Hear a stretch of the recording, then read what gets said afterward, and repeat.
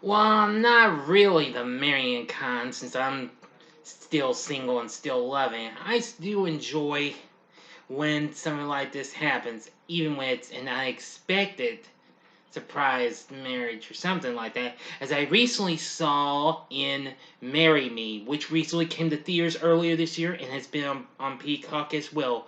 But is this recent romantic dramedy worthy of making you say I do, or does it make you just want to say I don't? Find out right now in this spoiler-free review. Big D's Entertainment Rankings and Reviews. So, greetings, my fellow YouTubers, and welcome to Big D's Entertainment Rankings and Reviews. My name's Doyle, better known to as the Big D, and this time around I bring to you a spoiler-free review of the 2022 romantic dramedy Marry Me, released by Universal and directed by Cat Coiro, with a screenplay by John Rogers, Tammy Sager, and Harper Dill.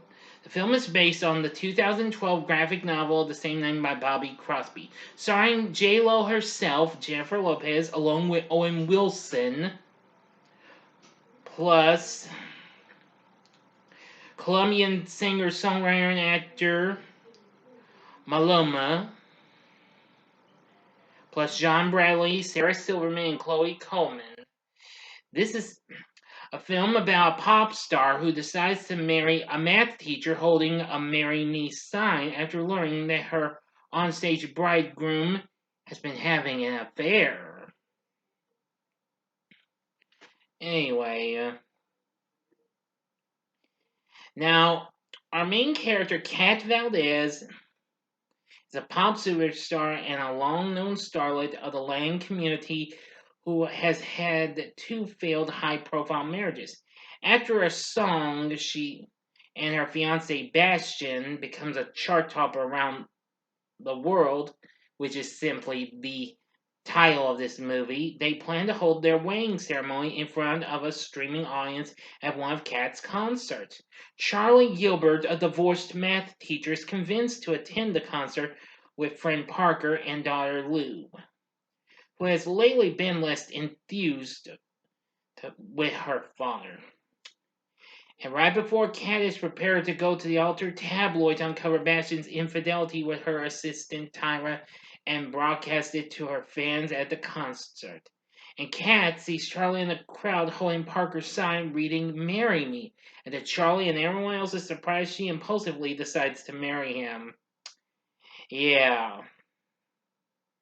And apparently unsure, he goes on stage and marries Kat in front of the world. And believe me, let me tell you, the fun really begins and what have you.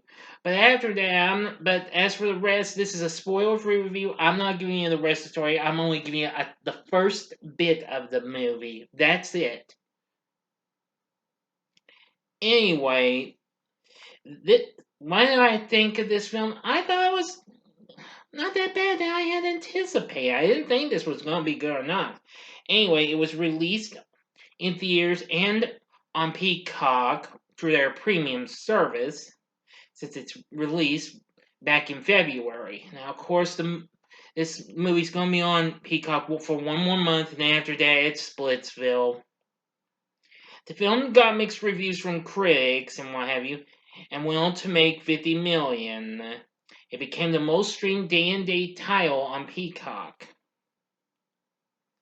Now, let me see. Now, according to Rotten Tomatoes, they say the silly storyline is heavy on the something old and something borrowed, but the movie's well-matched leads make it easy to say I do. Yes, I do agree with our cast and what have you. The story isn't completely bad. I love the performances from J-Lo as Kat. Believe me, she gives us her first great performance in the movie, and I don't know how long. Though I did see one of her recent films before this, which was Hustlers, which I haven't reviewed that one. Owen Wilson really makes a big comeback as Charlie. I mean, I was somehow surprised. He and J Lo were a perfect team in this. Now Maluma plays Bastion, and well, I don't know much of this guy, but he wasn't too bad. Let's see, John Bradley plays Colin Calloway. Let me see here. Well, I'm trying to find here. Oh dear, I can't remember much on them of the character though.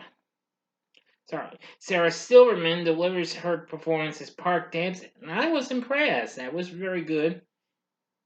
And young Chloe Coleman, who I recently saw her in My Spy and Gunpowder Milkshake, plays Charlie's daughter, Lou. And I'm impressed with that.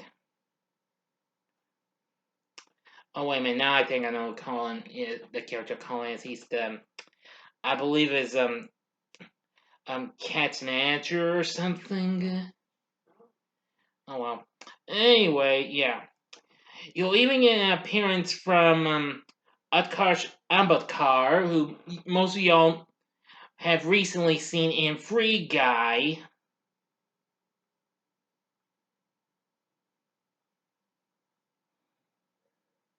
Okay, I mispronounced it. Utkarsh Ambedkar.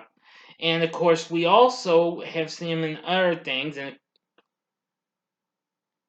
well, and just more recently, he plays the role of Jay on the new CBS comedy, the Americanized version of the British com Ghost, which of course will be back for a second season. It was my favorite sitcom of the past season, actually. Yeah, you'll be seeing him in it. You'll see cameos from Jimmy Fallon and a few others. The film also has a soundtrack that came out, which actually made it J-Lo's first album in about 8 years since 2014, and Maluma's first since 2020. So anyway, yeah, I think there were, yeah. So it wasn't too bad. I mean, I agree with the story and what have you, with what they say on the story, but even so, I think this was not too bad. But anyway, I really liked the performances we got from J Lo and Owen Wilson. They were both especially very good in this movie. So would I recommend it? Well, I'd say sure, go ahead. If you're into something like this, I'd say go for it. See it before it leaves Peacock this month, because this month, June 2022, will be your last chance to see it on Peacock. And after that, it'll probably go to HBO, because I'm sure they've still got the rights to those Universal films. So anyway, with everything said, oh wait, one more thing. John Debney does the score for the film. I almost forgot about that. So, and it's not too bad here. Aside from the title, the theme to the movie, there was another good song on here, and let's see, what was it called again? On My Way, which that was an amazing song J.Lo did. I think that was probably one of the most emotional song she's ever put out that I've heard to date. I haven't listened to much of her new stuff, just her old stuff. You know what I'm saying? Alright, but enough about that. With everything said, I'm going to be giving Marry Me 4.5 stars. On a scale of 1 to 10, I'm going to give it a 9. So, that's that. So, what are your thoughts on Marry Me? Please tell me in the comments section below. If you like this video, click the like button, subscribe to my channel, and be a part of the Big D Nation. Join me next time when I bring you another spoiler-free review, and it'll be on the new Disney Plus sequel, Hollywood Stargirl. So thanks for watching, and if you like this, consider checking out these other films that I've talked about. each of these contain one of the stars of this film. In the upper left-hand corner is my review of the film that really put J-Lo on the map, Selena from 1997. Or if you want some Owen Wilson, go to the upper right-hand corner and see my review of him and Jackie Chan in Shanghai Noon from 2000. Or if you want something else, go to the bottom left-hand corner and see my spoiler-free review for this other recent Universal flick, The 355, which also will be leaving Peacock at the end of the month. And the bottom right-hand corner is the button you can click to subscribe. If you like rankings and reviews on movies, TV, music, video games, etc., then I'm your guy. Thanks for watching. Until next time, I'm the Big D saying, see ya.